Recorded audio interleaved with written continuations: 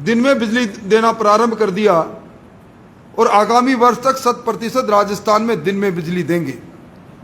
आज राजस्थान का किसान गांव में रहता है, इस तपत में, इस लू में उसे दिन में तारे दिखाई दे रहे हैं, तार से करंट बिल्कुल गायब है। अब 23,309 मेगावाट की बिजली की घोषणा महामहिम राज्यपाल के अभिभाषण में पैरा 160 के अंदर इस बार सरकार ने की और कहा हम सरप्लस हो गए। और इसमें से 8,597 मेगावाट विद्युत हमारे तापीय विद्युत घरों में पैदा होती है, जिसके अंदर औसतन 1 यूनिट पर खर्चा 3 रुपये 40 पैसे आता है।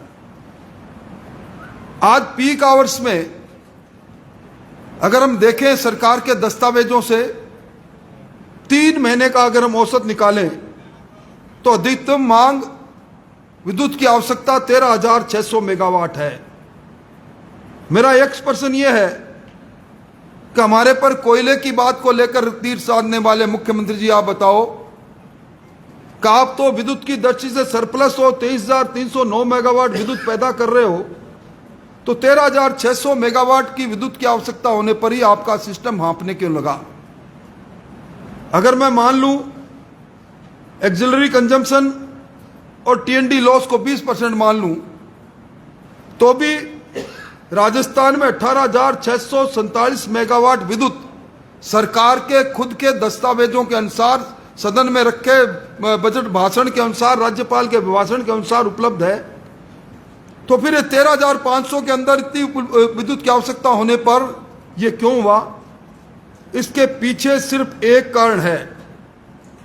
राजस्थान की सरकार ने, जो मैंने कहा था 8,597 मेगावाट के जो हमारे विद्युत संयंत्र है, जिसमें लाखों करोड़ों रुपए राजस्थान की जनता के खर्च हुए हैं, जानबूझकर इसी मार्च और इसी अप्रैल महीने के अंदर अलग अलग समय से 6 से लेकर 10 हमारे थर्मल पावर प्रोजेक्टों को तकनीकी कारणों से और मेंटेनेंस के कारणों से बंद किया है। सरकार के नुमाइंदों को यह मालूम था कि हमारा कंजम्पशन बढ़ता है, विद्युत जब तापमान बढ़ता है, इन दिनों में रख रखाव के नाम से और तकनीकी कारणों से। मेरा सवाल यह है कि आपने किस कारण से 1970 मेगावाट से लेकर 4,000 मेगावाट तक के विद्युत संयंत्रों को अलग अलग समय पर बंद किया? और इसके पीछे एक ही कारण है कि सरकार अपने उसी कृत्य को करना चाहती है जो पिछले 2 वर्षों में इन्होंने किया। इनका एक ही काम है कि विद्युत की अनुपलब्धता बताकर महंगे दामों पर राज्य के बाहर निजी विद्युत उत्पादनकर्ताओं से बिजली खरीदें। अभी मैं एक कागज आपके हाथ में दूंगा, उसमें खुद के इनके आंकड़े हैं, विद्युत उत्पादन निगम के आंकड़े हैं कि 2019-20 में इन्होंने राज्य से बाहर निजी विद्युत कंपनियों से 12,470 करोड़ रुपए की महंगी बिजली खरीदी। 2020-21 में 13,793 करोड़ की महंगी बिजली खरीदी और ये बिजली 5 रुपये 70 पैसे से लेकर 17 रुपये तक खरीदी। और ये सारा भार अंतोगत्वा राज्य के 1,52,00,000 उपभोक्ताओं पर आएगा। आज विद्युत उत्पादन निगम में 30,000 करोड़ से ज्यादा की राशि डिस्कॉम की सिर्फ सब्सिडी की बकाया है। आज हमारी जो डिस्कॉम्स की हालत ऐसी है कि जो 1 साल पहले इन्होंने कनेक्शन जारी किए थे एग्रीकल्चर के, डिमांड नोटिस जमा होने के बाद भी उन कनेक्शनों को ये नहीं कर पा रहे। बड़ी संख्या में डोमेस्टिक कनेक्शन भी बाकी है। आज किसी भी जगह पर चले जाएं आप, किसी भी एक्सएन, एससी और एएन सर्किल के अंदर ना खंबा है, ना केबल है, ना छोटे ट्रांसफार्मर है। और इन सब के बीच में आप सबने विधानसभा में राजवेस्ट के अंदर जब मैंने आरोप लगाया था कि सरकार ने 5 लाख रुपए का इनके केंद्रीय कार्यालय ने को राजवेस्ट कंपनी ने अधिकृत रूप से चुनाव के लिए 5 करोड़ रुपए का चंदा दिया था।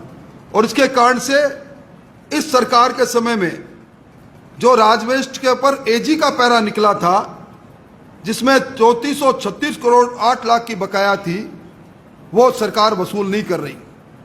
अब सरकार ने जब एक और बिजली का संकट गहराया हुआ है, इसी 4 अप्रैल को उसी 3436 करोड़ की राशि की वसूली के लिए, और ये कहते हुए उप सचिव का एक पत्र मैं आपको उसके साथ भी दे रहा हूं कि 15 दिनों के अंदर राजवेस्ट वैकल्पिक अपनी व्यवस्था करे, और परिणाम स्वरूप यह हुआ कि राजवेस्ट से 1080 मेगावाट का जो विद्युत उत्पादन हो रहा था वो भी बंद हो गया। राजस्थान की विधानसभा और दूसरे माध्यम से विद्युत सरप्लस का ख्वाब दिखाने वाली सरकार की कलई खुल चुकी है। यह सरकार जानबूझकर अपने संयंत्रों को, थर्मल पावर प्रोजेक्टों को बंद करती है तकनीकी कारण बताकर। ये महंगी बिजली खरीदने की कोशिश में चांदी कूटने का काम करती है। यह सरकार एक तरफ से सोलर एनर्जी और विंड एनर्जी जो उपलब्ध है वह ऐसे अपनी नीतियां बना रही है कि दूसरे राज्य यहां से लेकर जा रहे हैं, हम टुकर टुकर कर देख रहे हैं। और इन्हीं बीच के अंदर मुख्यमंत्री जी दोषारोपण करते हैं और हमें दिशाहीन नेतृत्व बताते हैं। मुख्यमंत्री जी, दिशाहीन भारतीय जनता पार्टी का नेतृत्व है या नहीं है, पर आपकी दिशा और आपने जो राजस्थान की दशा बनाई है, वो राजस्थान का आवाम इस गर्मी में करवटें बदल बदल कर भुगत रहा है।